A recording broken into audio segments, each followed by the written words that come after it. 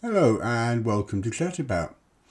I've just got up out of bed. Still in my house coat. It's 8:24 on a Saturday morning. Very quiet in Abergele, the area I live in, the beautiful North Wales. And because the area I live in is so beautiful, I've often driven around and thought, yeah, you can take videos and you can take photos, but wouldn't it be great to have a drone to fly over some of these castles and some of these lovely rural areas and take some footage to put into my YouTube videos. So, but with that in mind, I did a lot of research and I found that DJI, a company that I respect that produces some amazing cameras, also produce a lot of excellent drones, and one of them being the Mini Pro 3 or the Mini 3 Pro, which is a 4K gimbal camera with GPS and fantastic features that is used by an awful lot of people, even semi-professionally and professionally, I believe, to produce footage for films. So for some time I've been trying to get hold of one, and finally I have. So what I'm going to do today is I'm going to show you the retail packaging, what you get in the box, show you around the drone and the controller, and I will also, hopefully, I've never had one of these before, it might just crash and burn, I don't know. Probably will, knowing my luck, or go into the sea or something. But hopefully what I will then do is set up the controller with the drone somewhere outside and record my first, should we call it flight or crash? We'll have to wait and see. And at the end I will give you my thoughts on the drone, and hopefully, all being well, put some footage up that I take with it. So let's go on down and have a look at the retail packaging first. So let's explore the retail packaging. This is the box you get. It's not a massive box, as you can see. It's for the DJI remote control version with the screen. It's ultralight, 249 grams. On one side of the box you just get the logo. On the back of the box there's various information, as you can see, including the fact that it's Mac, iMovie and Final Cut Pro X compatible. On the other side of the box there's some more information and links to Apple Store's app for DJI Pro and for the Android, and some information about it. It says that it's ultralight and foldable, less than 249 grams, 4K HDR video, 48 megapixel photo, vertical shooting, and then it says it has a flagship 12-kilometer full FHD video transmission, 3-direction activity, obstacle sensing. Intelligent features include active tracking, master shot and hyperlapse. And on the back of the box there are various warnings printed on the box. So what do you get in the box? Well, let's have a look. First item you'll come across is a small screwdriver for changing the blades. You'll get a spare set of blades. You will get a safety guidelines leaflet. You will get a flight safety leaflet for Japan and Australia, New Zealand. Very useful in the UK. And you'll get a quick start guide, which opens out and gives lots of information on how to get started with flying the drone. I'm a big believer in watching YouTube videos, and there's lots of excellent YouTube videos telling you how to get started. I've never flown one of these things before, so it's no good me telling you, really. What else do you get in there? Well, obviously you get the drone itself, and here is the drone. This is the top of the drone. It comes with the cover over the lens, which we will remove very easily. There we go. And there is the lens on the gimbal. It's rather like the little DJI mini camera that I've got, which I'll show you quickly just to compare. I can't remember what model they call this, but this is a little handheld DJI camera on a gimbal, which I use for a lot of my videos. And as you can see, the cameras and the gimbals are pretty much the same size, so it probably uses very much the same technology. So how does it open out? Quite simply, the arms just come out like this. These blades are marked.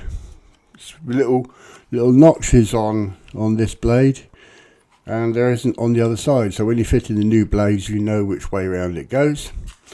These arms just pull out this way, and there is the DJI Mini Pro 3 opened out. Features on it: on the front you have here and here forward sensors so that it won't fly into trees or walls or things like that, provided you've got the setting on the control panel correct. You have at the bottom of the drone, it's marked here ultralight 249 grams, and you've got two down facing sensors so it can detect how far it is from the ground. A couple of little rubber feet things. Here you have reversing sensors so it won't fly into something backwards.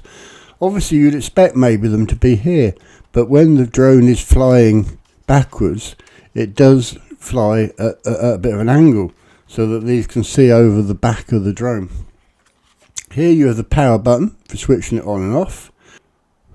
So how do you start it? Power button is here. It's one press and then a long press, and you'll hear it start in a moment. There you go. And the lights are now lit up green, which I don't know if you can see. There you go. You can just make out the lights are green. And underneath, or on the blade tips, you're getting flashing colours on there. So that's quite easy how to turn the drone on. How do we turn it off?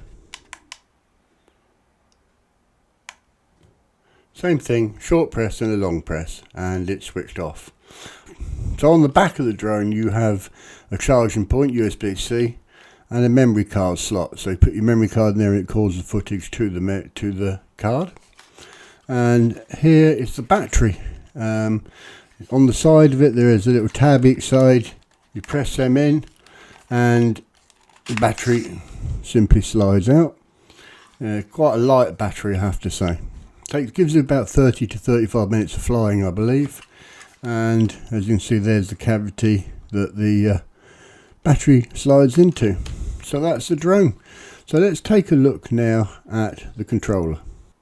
So here we have the controller. I've already put these on it and I'll explain where they're stored in a moment. But there's the front of the controller. You have a button here, which I believe is your landing and takeoff button, and your home button, so that when it's flying away, the drone has GPS, so you press the home button, it'll come back to where you last set home. Your modes, I can't remember what they are. I know it's normal, sport and cinematic, I believe. Your power button, and it's the same for that. To start it, it's a short press and a long press. Your main controllers for controlling this direction of which way it's turning. On this side of it you have two jog wheels, not completely sure what they're for yet, a record button, a photo button. On the bottom of it you have two programmable buttons, and you have these they're like rubbery pads to hold on to. It's not very heavy, I've got to say. On the bottom you have a USB socket, and under this flap here there is another USB socket and a SD card slot. If you're going to record not only what the video footage from the drone's camera, but you can also record what the screen is showing as well. There is a couple of little screw holes here. I'm not convinced I know what they're for yet. I don't. This slot here is for USB socket, is for charging the controller, and the one that's contained under there, it says host, so that must be to connect to a computer. So to turn it on, short press, long press, and you'll see that the lights flash. This one goes red, which basically indicates it's not connected to the drone because I haven't yet. Now I've already started this one, but when you first start it, it offers you to put in your details and set up an account, and then it installs DJI Fly software. Introducing DJI RC. Press the remote controller power button once, and then again and hold for about 2 seconds to turn the remote controller on or off. Select a language. Tap Next to continue, and select the time zone, date, and time. After successfully logging in, an activation prompt will appear on the screen. Tap to activate.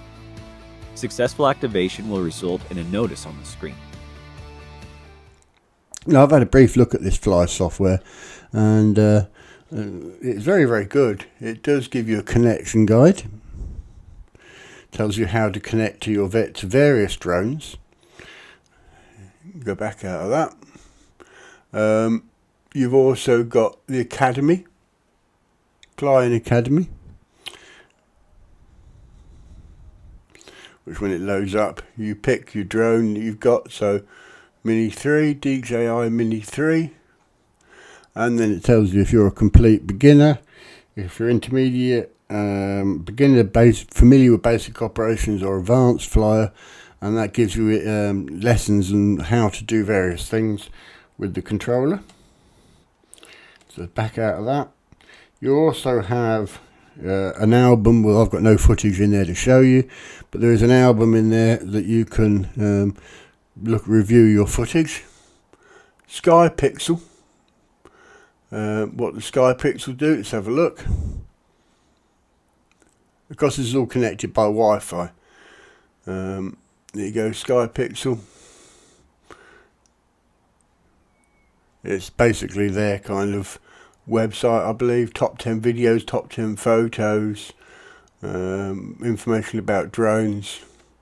Let's go back out of that. And you also have at the top here, which is quite interesting, something called Fly Spots.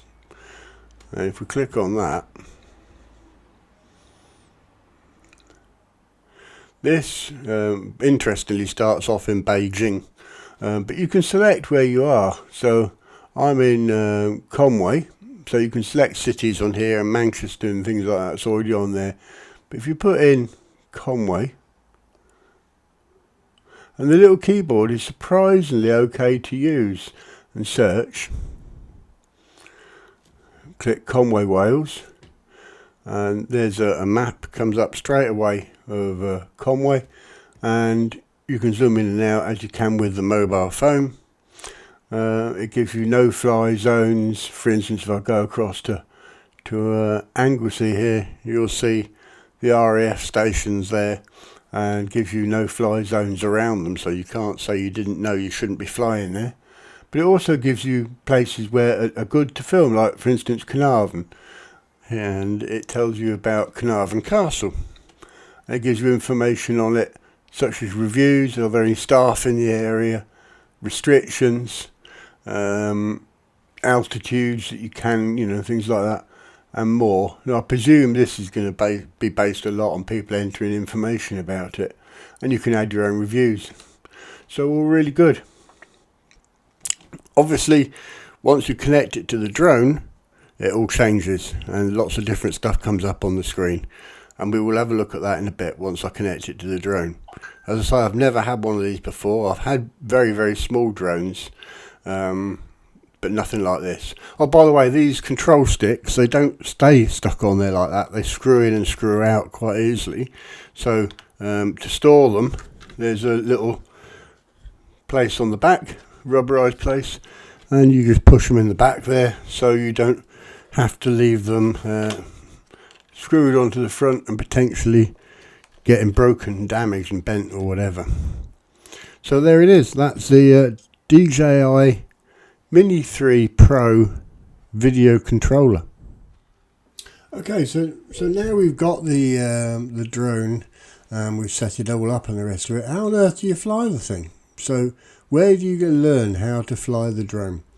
There's lots of videos on YouTube, excellent videos, and I won't try to recreate any of that because I haven't got a clue. But there's loads of videos explaining how to fly it and what the controls are. And also on the DJI website that you can see here, which also you can request repair and flyaway reporting. You can download the manuals, although they do come with that quick start guide in the box. But you can download official apps, software and manuals here. Get information on flying safe, and importantly, they do have some excellent videos. The DJI Mini 3 Pro First Use, Intelligent Flight. So it's worth watching these videos. They are excellent, and I might put a couple of clips into this video. I don't know. We'll see if I remember when I'm editing it. Probably won't, getting old and senile now anyway. Well, I've never seen the Nile. I've been to Egypt, but never seen Nile. Anyway, I digress. Worth watching these videos. Worth reading the manuals. Normally I throw manuals away, but with this device, it's flying away from you over water or woods or whatever, and I'd rather read the manual than have to climb up a tree or lose it in the sea. So take a look. As I say, on YouTube there's some excellent videos on there produced by people who know what they're talking about, not a gibbering old bugger like me. Now obviously, as with a lot of things in life, there are rules and regulations to what drone pilots can and can't do. And the Civil Aviation Authority in the United Kingdom on their website have some very, very useful information regarding this. And I will put the link to the website up in the description. So it's covered various points. First point is you're responsible for flying safely whenever you fly. And it says follow this code and make sure you never put people in danger. Always be ready in case something should go wrong with your drone or model aircraft. And importantly, it says you could be fined for breaking the law when flying your drone or model aircraft. In the most serious cases, you could even be sent to prison. Point 2. Always keep your drone or model aircraft in direct sight and make sure you have full view of surrounding airspace. You must be sure that you avoid hazards in the air or on the ground and avoid collisions. And it also says you must be able to see your drone without using binoculars, a telephoto lens, electronic viewing equipment.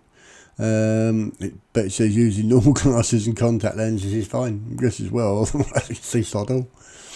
And then it gives you a picture describing that. You can also fly with the help of an observer, apparently. Flying using first person view, which is basically what this is. It has a screen on it. But it does say if you want to fly using first person view, you must have an observer with you and follow the rules for flying with the help of an observer. Then moving on to the next page, it talks about flying below 120 meters or 400 foot, and it says flying below the legal height of 400 foot will reduce the risk of coming across other aircraft which normally fly higher than this. Always look and listen for other aircraft that might be flying below 400 foot, such as air ambulances, police helicopters and low-flying military aircraft. Then it talks about flying where there are hills, mountains or cliffs.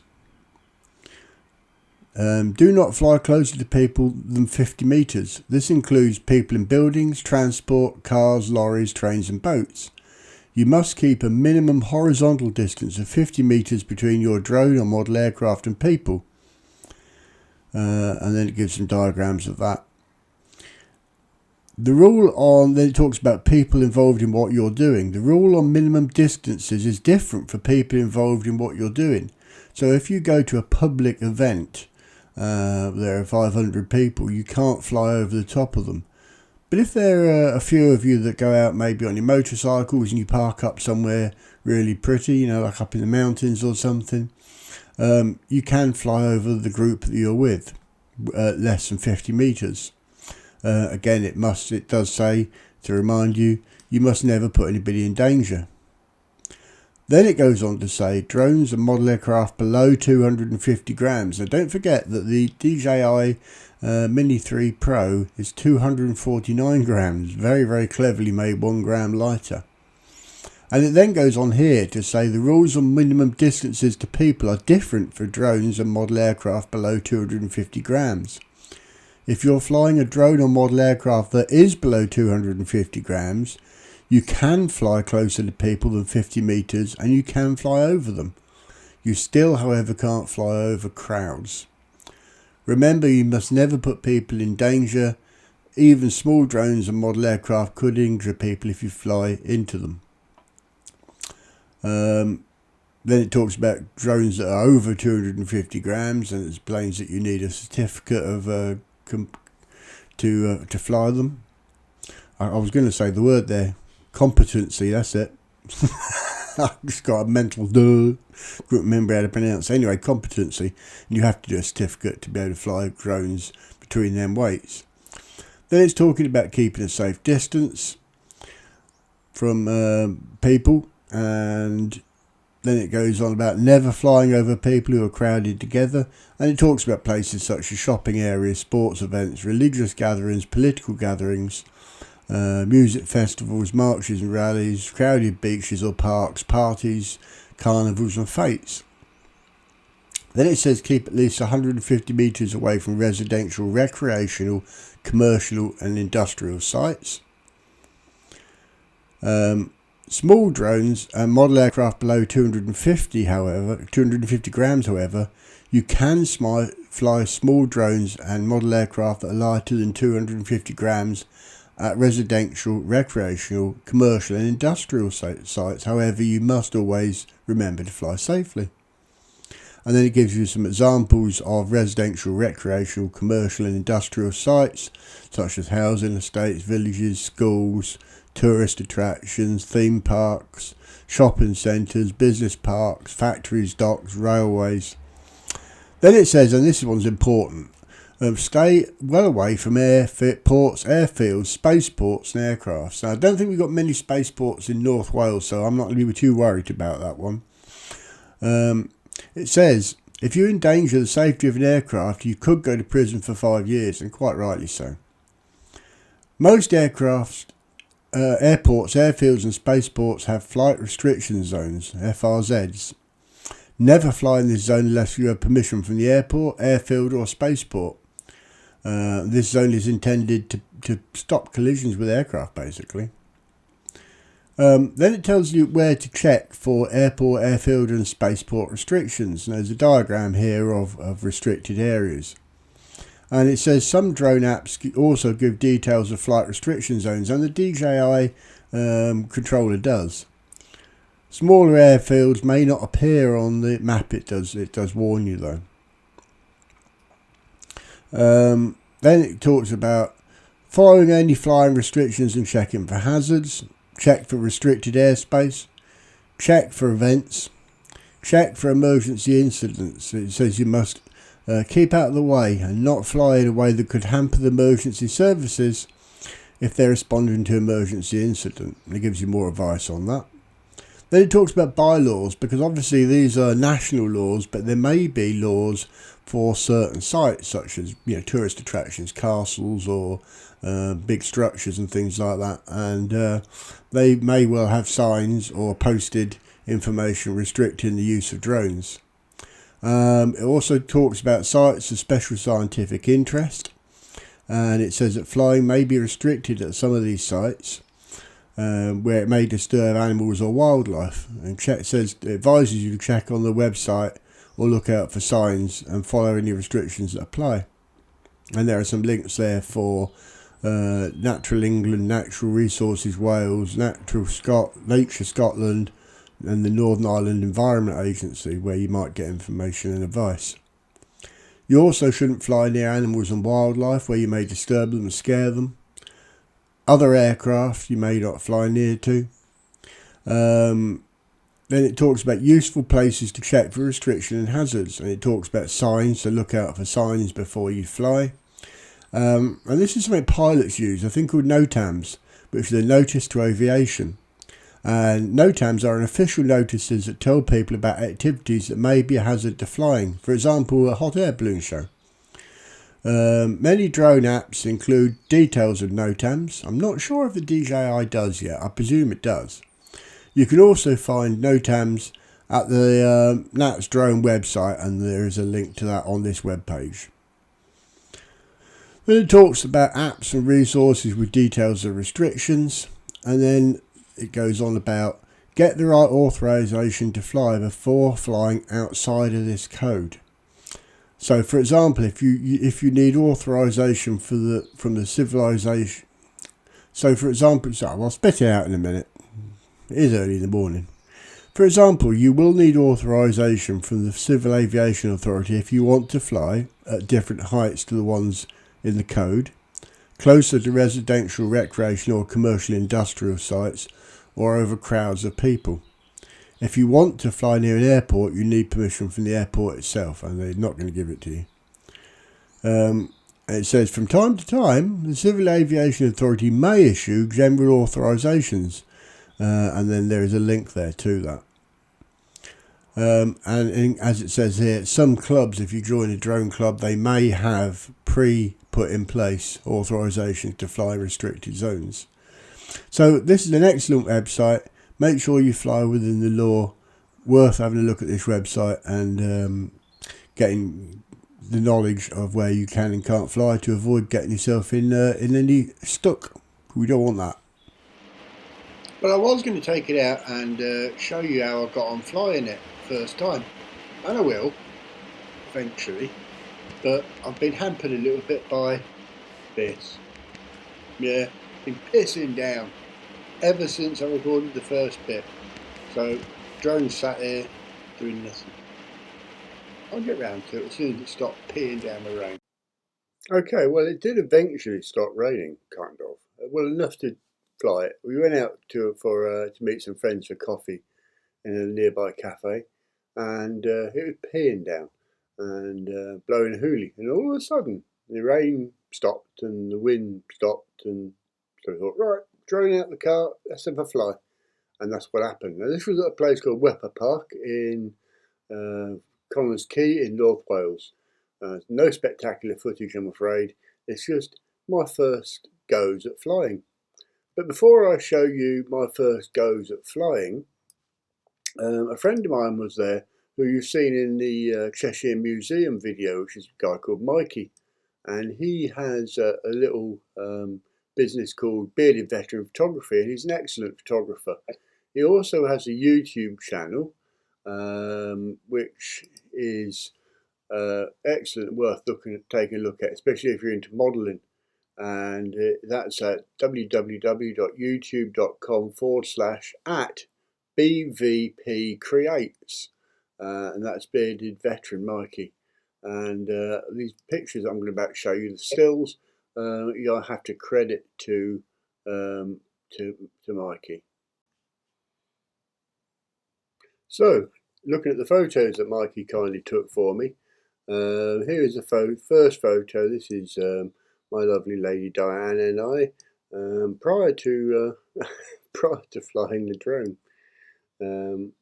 I'd actually had a little metal container type box with nothing in it for a while, so I used that to put the drone in, and it actually got rubber each side of soft foam, and it holds it in place, and it's lovely. It fits in there perfectly. So this is the drone prior to its first flight, sat on the case. And then it's all very well watching loads of videos on YouTube, but when you get out there in the field and you got the drone ready to fly, it's all switched on. How do you do it?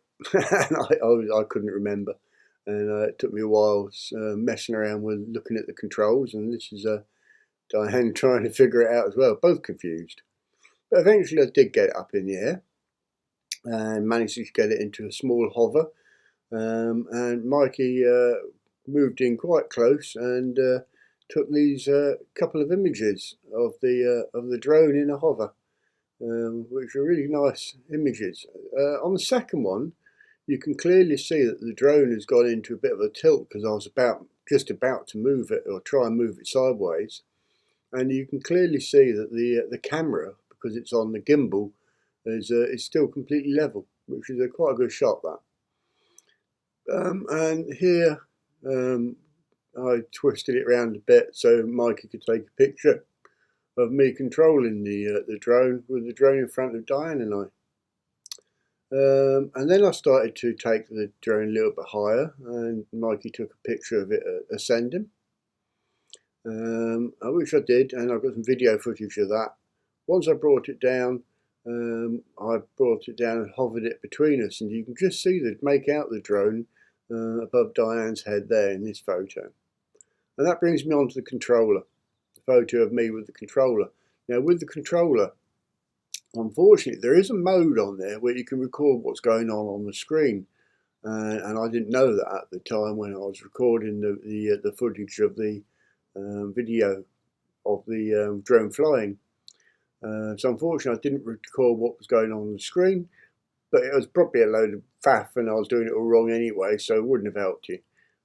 Needless to say, the one thing I did notice is that if the sun's on the screen, it can be really devilishly hard to see what the screen's showing you. Now, whether I've got a setting wrong on the screen and you can make that brighter or whatever, I don't know, and I'll look into that, but I did struggle seeing what the screen was showing me. And then the last photo, after I took it for a flight, I brought it back down, hovered it by my side, and this excellent photo, again taken by Mikey from Bearded Veteran Photography, shows me looking still confused, as ever, with the drone flying by my side. So let's take a look now then at the video footage that I took on the very first flight, the maiden flight. No, we didn't have a bottle of champagne to crack, we had a cup of tea instead.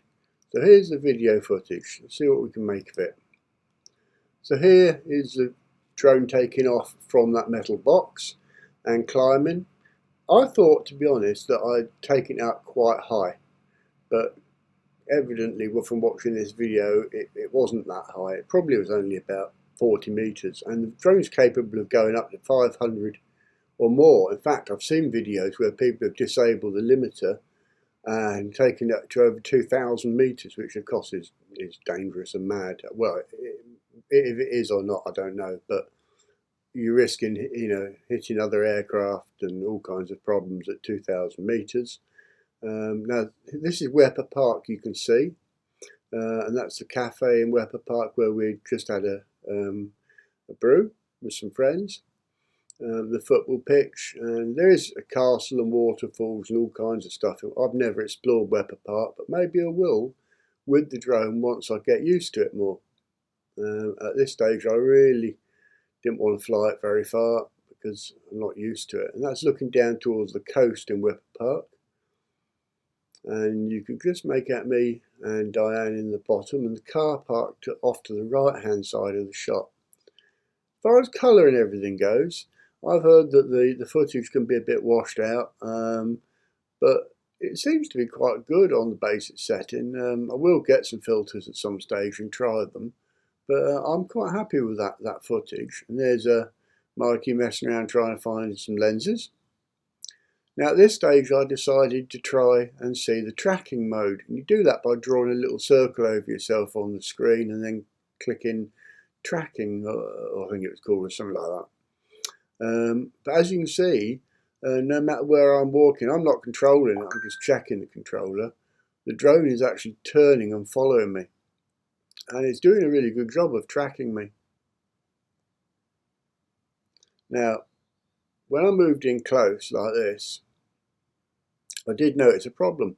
The lens just dropped to the ground, and nothing I could do would make that camera point back up in the air. Now, whether that's user error or a fault with the system, I don't know. But as you can see, I tried lowering it down to the ground, and the camera was just drooping, like I hadn't had any Viagra.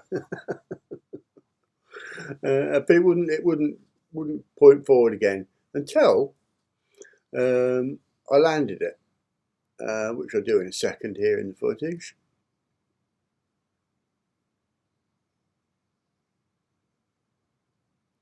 There you go, there's Mikey's camera bag, and I was attempting to get it near to the my bag, my case rather, but unfortunately what really happened was I flew it into Mikey. Now here's a lesson worth learning, that the camera has got, or the drone has got sensors for forward motion, reverse motion and downward motion, but not sideways, and I was flying it sideways so it didn't know he was there and it flew into him. Luckily he had a thick coat on, so no damage was done. Sorry Mikey.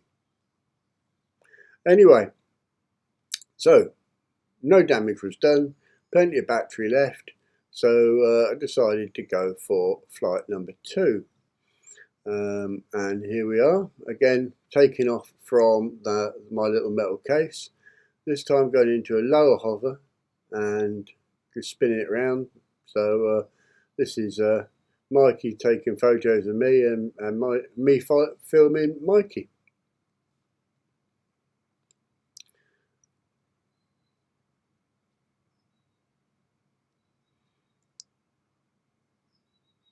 At this stage I was messing around a bit more with the yaw and spinning it around and going up and down a little bit, forward and backwards. I did at one point realise that I was pushing forwards and it wasn't going forwards, and then I realised because it's the forward motion detector, and it's detecting the fact Mikey was there, so it wouldn't go forwards at all. Now you can switch that off, and it comes up on the screen with a little red line. So when I looked at the screen, I realised why it wasn't going forwards. Obstacle avoidance, that's what it's called, yeah. And it seems to be very good. Anyway, Mikey's had enough photographs, so I decided to go and have a play with the drone. Eventually. And here I'm just messing around, just trying to get used to what control does what. So on your joysticks, on your controller, you have yaw, which is moving it left and right. You can spin it round on the spot, which is what I'm doing here. Go forward and backwards, up and down. And the combination of that, you can make all kinds of manoeuvres, obviously. And I was just trying to get used to it. Now you can change them to suit whichever, there are 3 modes, and you can change them to suit whichever mode you prefer. So here's the drone gone up in the air. Now it's pointing down a little bit here. I don't know why, I can't remember why. I don't think anything had gone wrong. I think maybe I'd put object tracking on the case or something like that, and it was trying to watch it, and there we are, all looking up in amazement.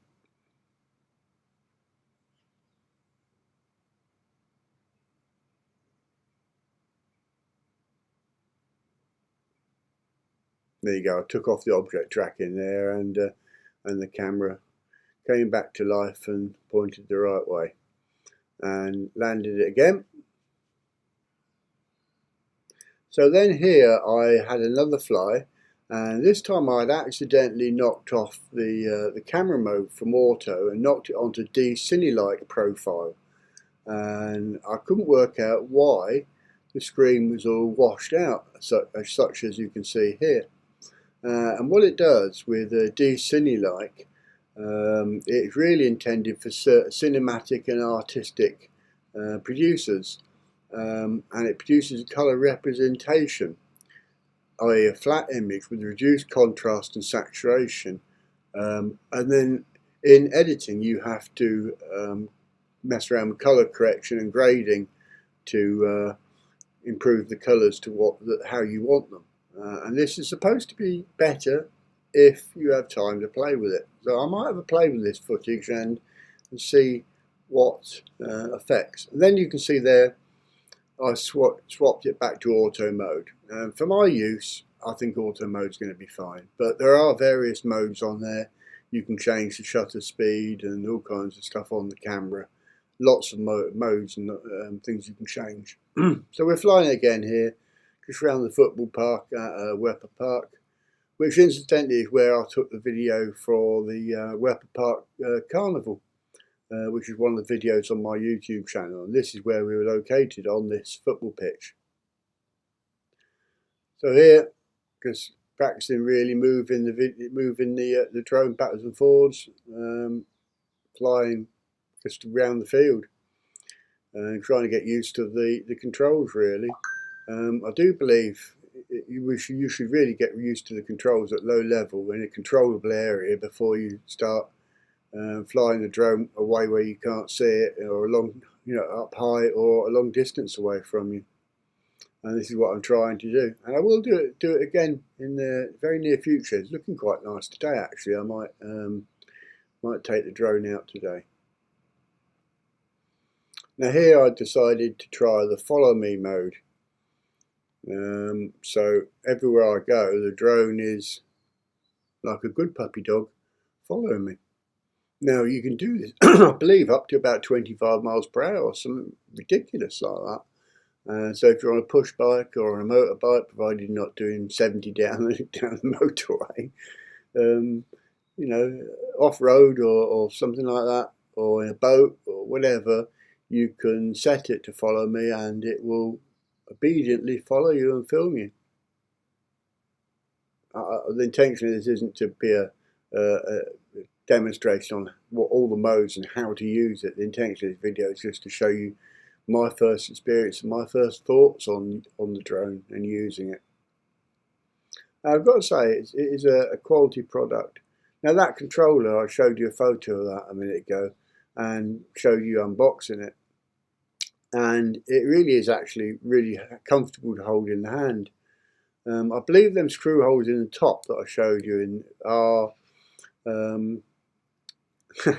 Mikey there making some little signs behind my back. Mikey, I didn't see you doing that. Wait till I see you. Anyway, they're for antennas to improve the range, I believe, or how well it connects with the drone. Sorry, I'm watching this video and recording this at the same time, so I'm probably burbling a little bit, waiting to see what happens next. But anyway, yeah, it is very, very easy to use and get used to. I think not so much controlling it is the issue, because it seems pretty easy to control. It's getting used to different modes and the menus and what does what and where you find this menu, and that's the confusing thing, I think. And that can only be learnt by using it. The more you use it, the better you're going to get. You can remember what the modes are. There you go. So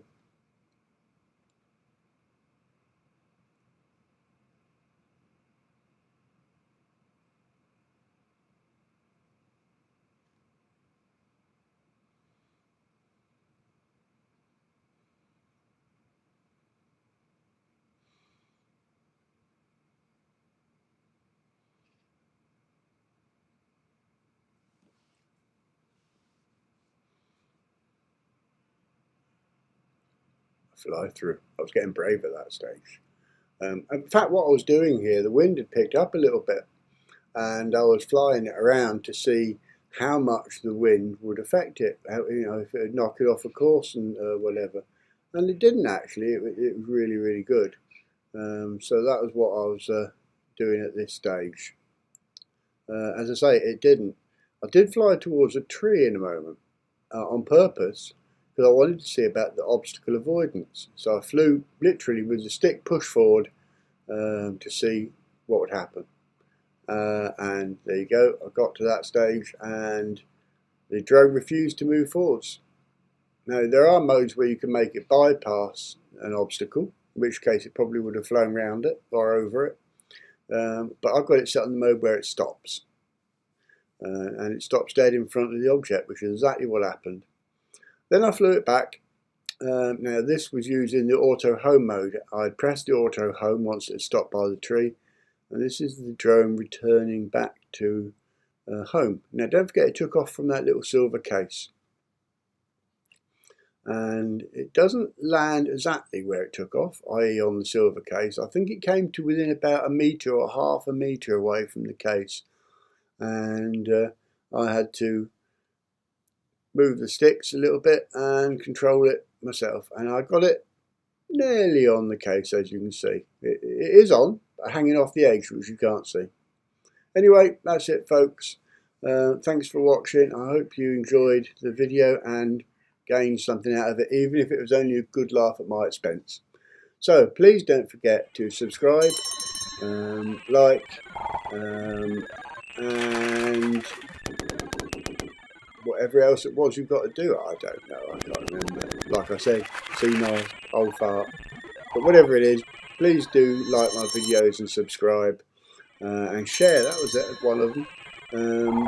Very much appreciated, and it does make a big difference to me. So thank you very much indeed. I look forward to seeing you again in one of my upcoming videos, which I've got a couple coming up. One is about the green screen, which I bought from Amazon. Another one is about a very exciting product range that I've been asked to review. So take care for now. See you later.